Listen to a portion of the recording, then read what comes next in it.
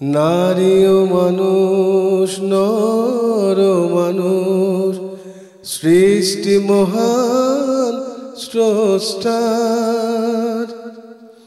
কর্মগুণে আমরা মানুষ, নেই তো কোনো অহংকার। আসসালামু আলাইকুম প্রিয় দর্শক, সবাইকে শুভেচ্ছা ও স্বাগত জানিয়ে শুরু করছি এনটিভি নিয়মিত পাক্ষিক আয়োজন ভীষণ নিবেদিত মহিলাঙ্গন। আপনাদের সাথে আছি আমি মহসিনা শারমিন নিশাত। দর্শক, শুরুতেই সময়ের প্রশ্ন। নারী ও মানুষ, নর ও মানুষ। আর সময়ের প্রশ্নে আমাদের সাথে আছেন professor doctor Afroza Bulbul, director of research and publication, international open university, the Gambia. আসসালামু আলাইকুম ওয়া রাহমাতুল্লাহি ওয়া বারাকাতুহু। আপা কেমন আছেন? আলহামদুলিল্লাহ, আল্লাহ ভালো রেখেছেন। আপনি? আলহামদুলিল্লাহ আপা, ভালো আছি। আপা আলহামদুলিল্লাহ, আজকে অত্যন্ত পবিত্র একটি দিন, আরাফাতের দিন। এত পবিত্রতম দিনে আমরা অনেক সুন্দর কিছু বিষয় এবং হজ এবং এই যে ঈদুল আজহা, এটি নিয়ে বিভিন্ন প্রশ্ন করার চেষ্টা করব এবং দর্শকদের তার উত্তর জানাবার চেষ্টা করব ইনশাআল্লাহ। আপা, প্রথমে জানতে চাইবো যে হজ এবং কুরবানি এর সাথে আসলে মহিলাদের সম্পর্ক কি, কিংবা কেমন হওয়া উচিত?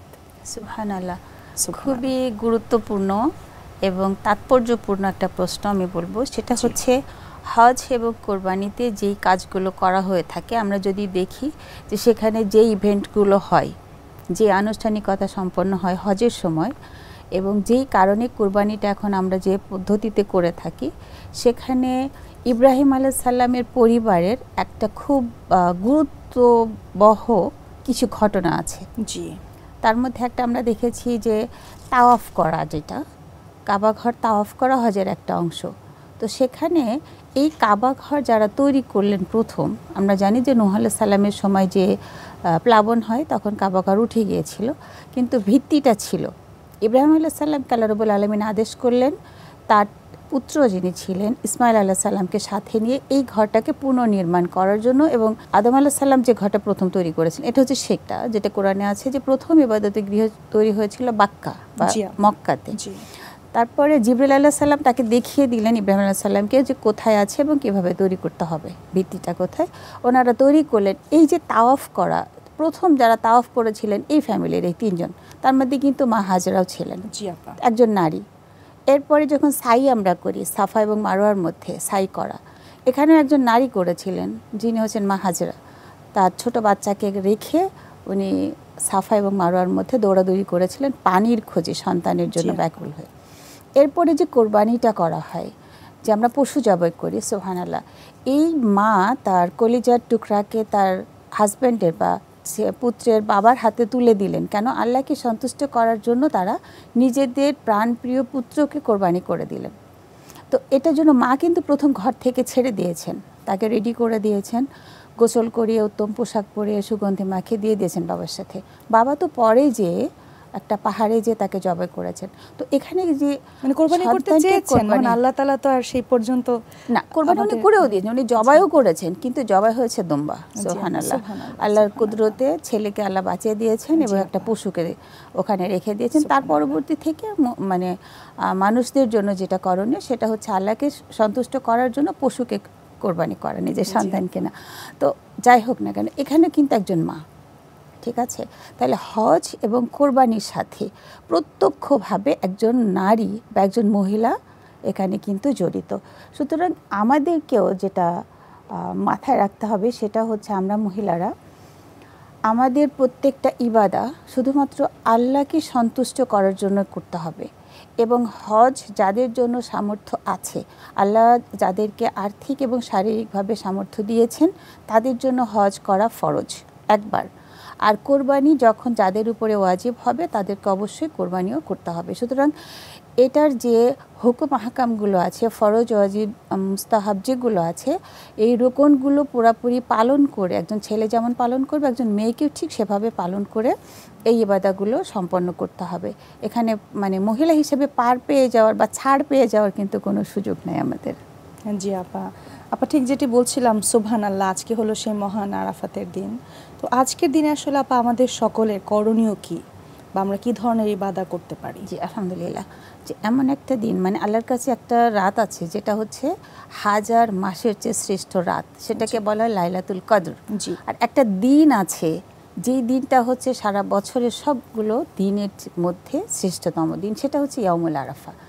যেই দিনে হাজিরা আরাফার ময়দানে অবস্থান করেন, একটা দোয়া পড়েন এবং আল্লাহর কাছ থেকে ক্ষমা পাওয়ার জন্য ব্যাকুল হয়ে সেখানে অপেক্ষা করেন।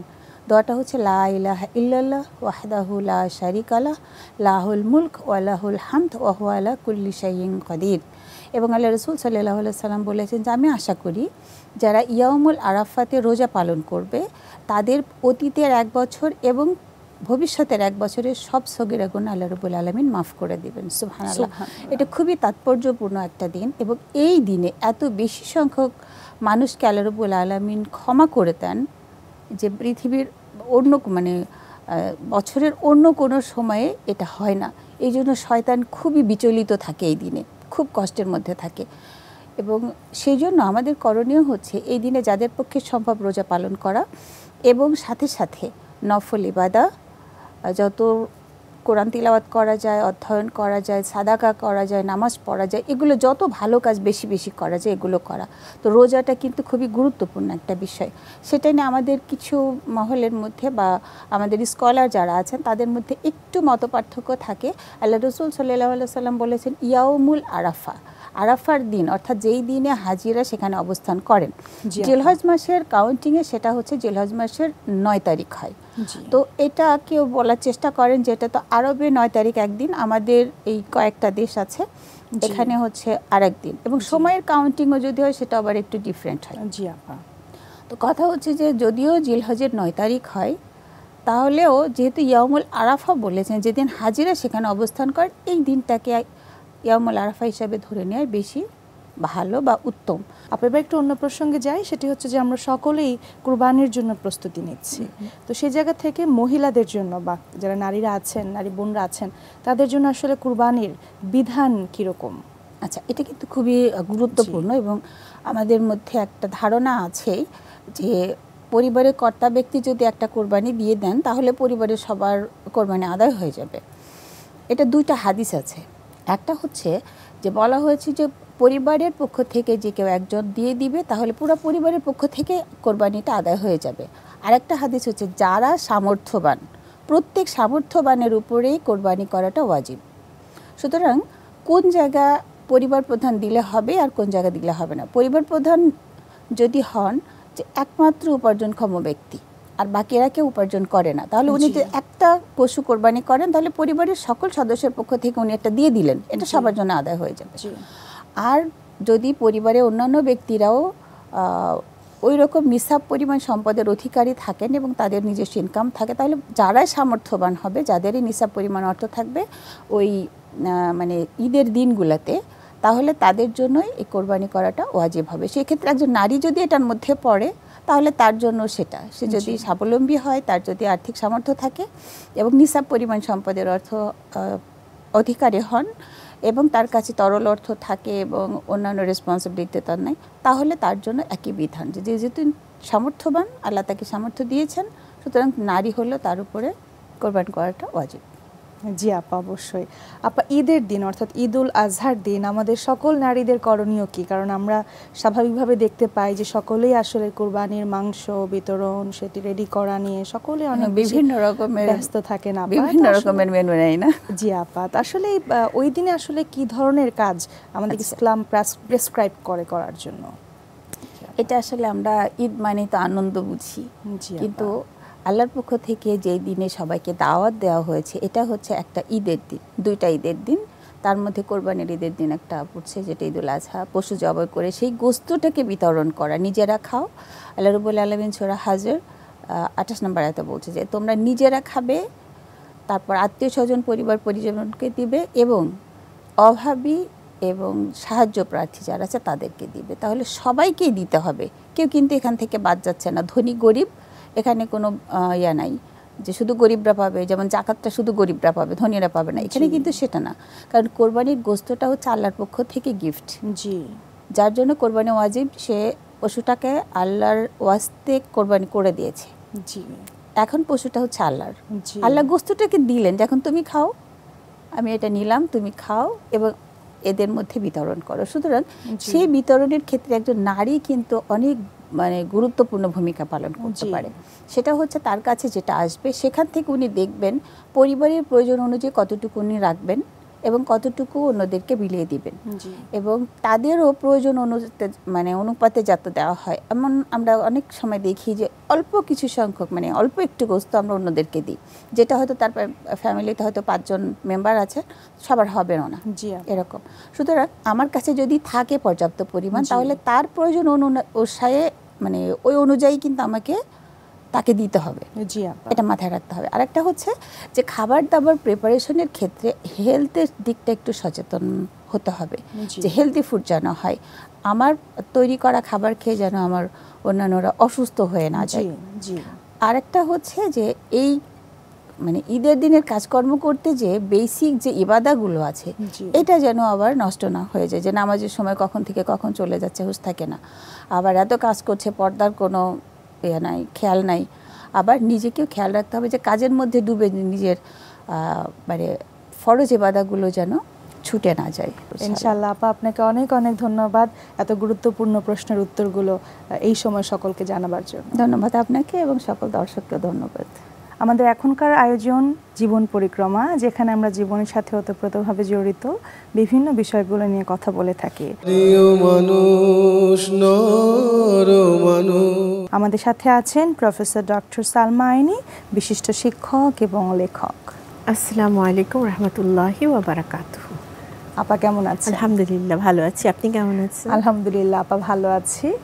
এবং আপা আজকে অত্যন্ত সুন্দর এবং গুরুত্বপূর্ণ একটি বিষয় নিয়ে কথা বলবো, যেটি হচ্ছে এখনকার সময়ে আসলে সকলেই কর্মের সাথে যুক্ত।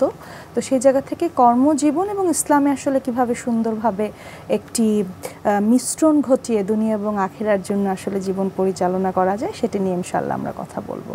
প্রথমে জানতে চাইবো আপা, যে ইসলামিক দৃষ্টিকোণ থেকে এই যে কর্ম বা কর্মজীবনের মূল নীতি বা মূল ভিত্তিগুলো কীরকম হওয়া প্রয়োজন? বিসমিল্লাহির রহমানির রহিম। প্রথমেই বলি যে কর্মজীবনের দুনিয়া এবং আখিরাতের মিশ্রণ বলতে আমরা আসলে বুঝে নিব ইসলামের দৃষ্টিকোণ থেকে যে আমার প্রতিটি কাজ ইবাদা হচ্ছে কিনা, তাহলে এটি আখিরাতের কাজ হয়ে যাচ্ছে। এখানে আলাদা করে দেখার কোনো প্রয়োজনই নেই, কারণ ইসলাম এত বেশি মানুষকে, আমাদেরকে এত বেশি নিয়ামতে পূর্ণ জীবন ব্যবস্থা দিয়ে আমরা পরিবেষ্টিত থাকি। যদি আমরা ইসলামী রীতিনীতিগুলো মেনে চলার চেষ্টা করি, তাহলে আসলে এই জীবন পরজীবনকে আলাদা করে একটি সমন্বয় ওভাবে করার প্রয়োজন নেই, কারণ অলরেডি এটি সমন্বিত অবস্থাতে রয়েছে।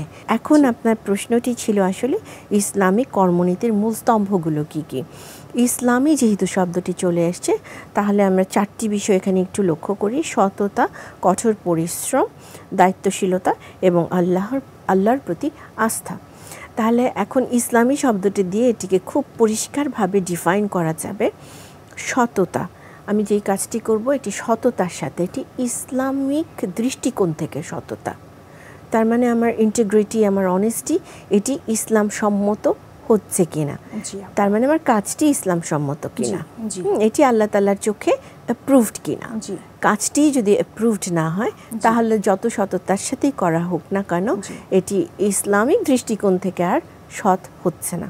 তারপরে হলো কঠোর পরিশ্রম, যে কোনো কাজেই পরিশ্রম রয়েছে এবং কোনো শর্টকাট আসলে ইসলামের নেই। এটি হচ্ছে আপনি একেবারে ঘাম ঝরিয়েই কাজ করবেন।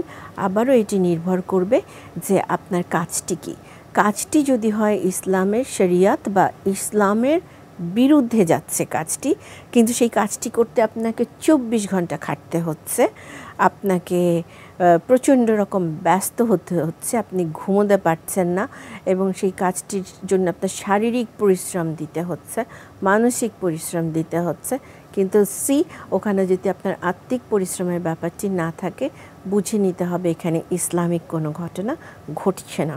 কাজে একটু রিইটারেট করি, যেই কাজটি হারাম সেই কাজটিতে আমি যদি সৎ থাকি, কঠোর পরিশ্রম দেই, দায়িত্বশীল হই, সেক্ষেত্রে কাজটি ইসলামের দৃষ্টিকোণ থেকে কোনো কাজই নয়। অবশ্যই আপা, সেক্ষেত্রে আপা যেই কর্মক্ষেত্রগুলোতে আসলে সবাই যুক্ত আছেন, তাদেরকে আগে নির্ধারণ করতে হবে কর্মক্ষেত্রগুলো আসলে সিলেকশনটা তারা আসলে কোন পন্থায় বা কোন উপায়ে করবেন। আপনি এবার একটু অন্য প্রসঙ্গে যাই, সেটা হলো যে অনেকে আছেন যারা খুব শর্টকাট উপায়ে খুব সহজভাবে অনেক উপরে উঠতে চান। তো সেই জায়গা থেকে জানতে চাইবো যে আসলে কঠোর পরিশ্রম কিংবা সিনসিয়ারিটির ব্যাপারটি আসলে ইসলামিক দৃষ্টিকোণ থেকে কতটা গুরুত্বপূর্ণ। ইসলামে তো তাড়াহুড়োর কোনো বিষয়ই নেই, কারণ আমরা যদি কোরআনুল কারীমের দিকে তাকাই, এখানে সূরাতে বিভিন্ন সূরায় বিভিন্নভাবে এসছে, যেটির জিস্ট যদি আমি বলি এক্স্যাক্টলি আয়াত না বলে, তা হচ্ছে যে মানুষের বড়ই তাড়াহুড়া, মানে সে এখনই করলো, এখনই চাই, এই করার আগেই আমি চাই। তো ইসলাম আসলে এই ধরনের কোনো নীতিকে সমর্থন করে না। আল্লাহ সুবহানাহু ওয়া তাআলা পরিষ্কারভাবে সবসময় আমাদেরকে মনে করিয়ে দেন কঠোর পরিশ্রম করতে হবে, কারণ আমরা আখিরাতের জন্য পরিশ্রম করব। আমার যেহেতু গোল হচ্ছে আখিরাতের সফলতা, সেই ক্ষেত্রে এটি কখনোই শর্টকাট হবে না। আমাকে গভীরে যেতে হবে, আমাকে আত্মার গভীরে নিজের সাথে কথা বলতে হবে, নিজেকে নিজের বুঝ দিতে হবে যে আসলে আমি আমার প্রতি কতটুকু সৎ, আমার কাজের প্রতি কতটুকু সৎ। ইসলামে কোনো শর্টকাট নেই, প্রথম কথা। তারপর হচ্ছে যে যখন আমি শর্টকাটে যাই তখন আসলে আমি ন্যায়নীতির ধার ধারি না, এটাই নিয়ম।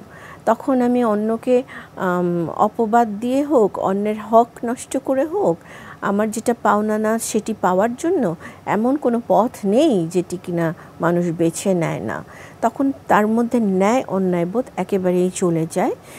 ন্যায় অন্যায়কে তখন সে মনে করে যে হ্যাঁ, আপনার পার্সপেক্টিভে এটি ন্যায়, আমার পার্সপেক্টিভেও এটি ন্যায়। আপনার পার্সপেক্টিভে অন্যায়, আমি আমার দিক থেকে দেখতে পাচ্ছি ঠিক হচ্ছে। কাজেই তার কোনো আর প্যারামিটার থাকে না রাইট অ্যান্ড রংয়ের। রাইটকে রং করে ফেলে, রংকে সে রাইট বানিয়ে ফেলে। এই কারণেই তাড়াহুড়া করতে নিষেধ করা হয়েছে। তাড়াহুড়া করলে ভুল হবে, ভ্রান্তি হবে, এবং আমার এখনই চাই, এখনই চাই, এখনই চাই, এটি একটি নেশার মতো একটি ব্যাপারে পরিণত হবে। তো ইসলামে সততার গুরুত্ব এই জন্যেই এতখানি যে আপনি কারোর হক নষ্ট করবেন না। আপনি আসলে যেই অবস্থানে থাকার যোগ্য সেই অবস্থানে থেকে আপনি সততার সাথে কাজটি করুন, আল্লাহ সুবহানাহু ওয়া তাআলা এর বিনিময়ে আপনাকে জান্নাত দিয়ে দিবেন। আপনি ঠিক যেটি বলছিলেন প্যারামিটারের কথা, এই ক্ষেত্রে একটি বিষয় মনে পড়লো, সেটা হলো যে অনেকে আছেন আসলে নিজের মতো করে প্যারামিটারগুলো সেট করে, নিজের মতো করে পার্সপেক্টিভ সেট করে। ওয়েদার ইসলাম কোনোভাবেই আসলে কারো নিজস্ব মতামত কিংবা নিজস্ব অপিনিয়ন দেবার জায়গা রাখেনি। তারপর সেই জায়গা থেকে কেন আসলে বিষয়টি বারবার আমরা ইসলামের একটি পোর্শন আসলে নিজের প্রয়োজনে কিন্তু আমরা নিজের মতো করে একটি হাদিসকে আমরা নিয়ে নিচ্ছি, তাই না আপা? একটি কুরআনের ভার্সকে আমরা আমাদের মতো করে আসলে নিজের দিকে টেনে নিচ্ছি। মানে এরকম কি আসলে করাটা একজন মুসলিম হিসেবে কতটা ভয়ঙ্কর আপা? এটা একেবারেই ভয়ঙ্কর, কারণ আল্লাহ সুবহানাহু ওয়া তাআলা তো এর শাস্তি জাহান্নাম ছাড়া আর কিছু রাখেন নাই। বিকজ এই আংশিকভাবে যখন আমি কিছু করব বা মানব বা আমি এটিকে প্রচার প্রসার করব, তখন আমি কি করছি, এটা ডিস্টরশন অফ ফ্যাক্ট হয়ে যাচ্ছে। তার মানে আমি নিজের মতো করে আমার সুবিধার্থে ব্যাখ্যা করলাম যাতে করে আমার স্বার্থ লঙ্ঘিত না হয়, আমার স্বার্থকে, আমার যে ওই যে সিঁড়ি দিয়ে উপরে ওঠার যে নেশা সেটি যাতে বাধাগ্রস্ত না হয়, এই জন্য আমি কিছু অংশকে টেনে নিয়ে বলে দিলাম যে হ্যাঁ, ইসলামিক্যালি তো এটি ঠিক আছে। এইটি ভয়ের শাস্তি ভয়ঙ্কর, এটি হচ্ছে জেনে শুনে একটি ভয়ঙ্কর পথে পা বাড়ানো। এখানে যেমন বলি যে অনেক ক্ষেত্রেই আজকাল আশেপাশে শোনা যায় একেবারে হারাম কাজগুলোকে হালাল হিসেবে উপস্থাপন করা। আমি দুটি উদাহরণ এই মুহূর্তে আমার মনে আসছে, বা একটি তো বলতেই পারি। যদি আমরা সোশ্যাল মিডিয়ার দিকে একটু নজর দিই তাহলেই দেখা যাবে এটি র্যাম্পেন্ট হয়ে গিয়েছে। কীরকম? ধরুন কেউ একজন, পর্দা তো মুসলিম পুরুষ এবং নারী উভয়ের জন্য একেবারে অবশ্য কর্তব্য। এখন সবাই বলবে যে পুরুষকে আগে বলা হয়েছে, নারীকে পরে বলা হয়েছে। আসলে এইটি ঠিক আছে, but the point is, fact is যে উভয়ের জন্য এটি প্রযোজ্য, অবশ্য কর্তব্য, যে যার কর্তব্যটি করতে হবে। মানে পুরুষকে চোখের নিচের দিকে তাকাতে হবে ওনার, আর মহিলা যিনি তিনি তার যেমন মনে হয় তেমনভাবে চলবেন। তিনি তো ইনভাইট করছেন। সংক্ষেপে হ্যাঁ, তো এখন আমি একটি উদাহরণ দিতে চাই, যেমন আমার চোখে পড়েছে কোনো একজন, তিনি বলছেন তিনি খোলামেলাভাবে চলতে পছন্দ করেন এবং তিনি বলছেন যে আমার হাজব্যান্ড চান যে আমি খোলামেলা চলি। এটা হাদিসে আছে যে হাজব্যান্ড যা চাইবেন সেটি করতে হয়।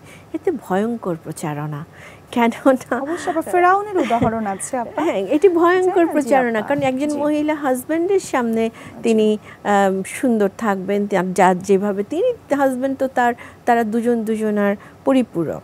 তিনি তো অন্য মানে গায়রে মাহারাম ছাড়া গায়রে মাহারামের সামনে তিনি নিজেকে খোলামেলাভাবে রেখে বলবেন যে আমার হাজব্যান্ড চাইছেন, তাহলে এই হাজব্যান্ডটি কিন্তু মহা বিপদে আছেন, কেননা তিনি এটি অ্যালাউ করছেন এবং এটি হচ্ছে দায়ুসের একটি বড় রকমের উদাহরণ। তো এই জিনিসগুলো আমি বললাম আর কি, যে এই ধরনের নিজের মতো করে সাজিয়ে নিজের মতো করে বলে, এবং আপনি এই কথাটা বলার অর্থ হচ্ছে আপনাকে যারাই অনুসরণ করবে আপনার এই কথার উপর, এই সমস্ত অনুসারী সহ আপনি নিজেকে বিপদে ফেলে দিচ্ছেন। আস্তাগফিরুল্লাহ আপা, আল্লাহ তাআলা আমাদের সকলকে ক্ষমা করুন। এবং যারা কর্মজীবনে রয়েছেন এবং কর্মজীবনের যে মূল লক্ষ্য সেটা হলো সার্ভ করা ফর দ্য ম্যানকাইন্ড, তো সেই উদ্দেশ্যে আল্লাহ তাআলার সন্তুষ্টি অর্জনের কথা চিন্তা করে আল্লাহ তাআলার উপর আস্থা রেখেই যেন আমরা সকলে কাজ করি আপা, ইনশাআল্লাহ তাআলা। কাজে আল্লাহ আসলে প্রথম কথা হচ্ছে আল্লাহ তাআলাকে সার্ভ করা, এবং আল্লাহ তাআলাকে সার্ভ করলে ম্যানকাইন্ড এবং সমস্ত ক্রিয়েশনকে সঠিক সুন্দরভাবে সার্ভ করা সম্ভব, আদারওয়াইজ সম্ভব নয়। অবশ্যই আপা, এবং আমরা যেন সেই কাজের মাধ্যমে সেটা করতে পারি। আপনাকে অনেক ধন্যবাদ আপা, এত সুন্দর করে সকলকে অনেক গুরুত্বপূর্ণ কিছু মেসেজ দেবার জন্য। আলহামদুলিল্লাহ। প্রিয় দর্শক, আমরা ভীষণ নিবেদিত মহিলাঙ্গনের একেবারে শেষ পর্যায়ে চলে এসেছি। পৃথিবীর যে কোনো প্রান্ত থেকে আপনারা মহিলাঙ্গন দেখতে চাইলে ভিজিট করতে পারেন এনটিভির ভেরিফাইড ফেসবুক পেজটি এবং ইউটিউব চ্যানেলটি। প্রিয় দর্শক, আপনারা আপনাদের মতামত, পরামর্শ কিংবা অভিমত আমাদেরকে চিঠি লিখে জানাতে পারেন এই ঠিকানায়। পরিচালক মহিলাঙ্গন, এনটিভি, 7ম তলা, বিএসএসসি ভবন, 102 কাজী নজরুল ইসলাম এভিনিউ, কারওয়ান বাজার, ঢাকা 1215। দর্শক, আজকের মতো বিদায় নিচ্ছি। মহান আল্লাহ তাআলা আমাদের সুস্থ রাখুন, সুন্দর রাখুন এবং সব সময় নিজের দায়িত্বের ব্যাপারে সচেতন থাকবার তৌফিক দান করুন। আসসালামু আলাইকুম।